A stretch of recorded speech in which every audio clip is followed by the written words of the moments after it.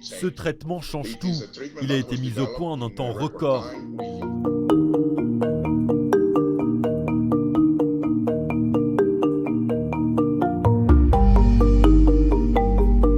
On aurait une diminution des appels Covid de 25 à 30%. Cette décroissance, elle est à peu près depuis le 4-5 janvier en Île-de-France. Mais là encore, il y a des grosses différences sur le territoire national.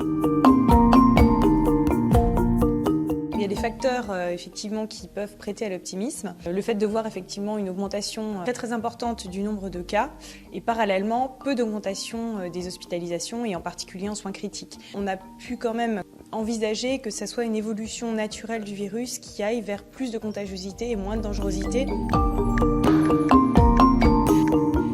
La semaine dernière, sur l'Île-de-France, on voyait un prémisse de ralentissement de la circulation du virus dans les eaux usées.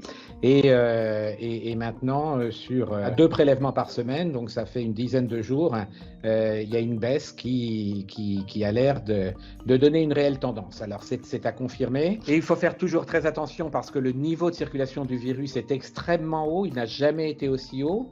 Donc il y a toujours des personnes qui excrètent du virus. Donc ce qui est vu sur certaines régions, là où énormément de tests ont été pratiqués, est peut-être pas encore visible dans des endroits où moins de tests ont été pratiqués.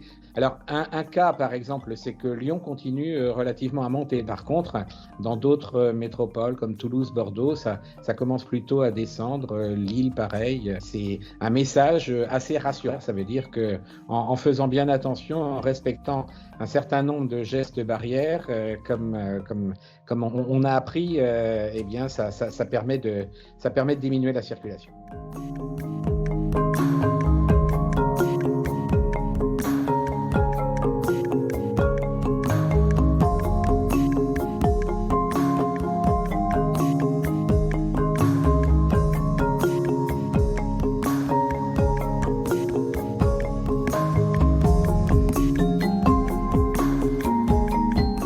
Ce traitement change tout. Il a été mis au point en un temps record. Nous avons utilisé une synthèse digitale numérique, c'est-à-dire qu'au lieu de découvrir la molécule, nous l'avons conçue. Je suis précisément dans le laboratoire qui va fabriquer le principe actif du Paxlovid de Pfizer. Il ne faut pas imaginer qu'ici, ce sont des boîtes de médicaments qui vont sortir avec les comprimés du Paxlovid. Non, ici, sur le site de Mourinx, dans les Pyrénées-Atlantiques, à côté de Pau, il y a des matières premières qui rentrent dans cette chaîne de fabrication qui, pour l'instant, sert à fabriquer d'autres médicaments pour Pfizer, mais aussi pour d'autres laboratoires.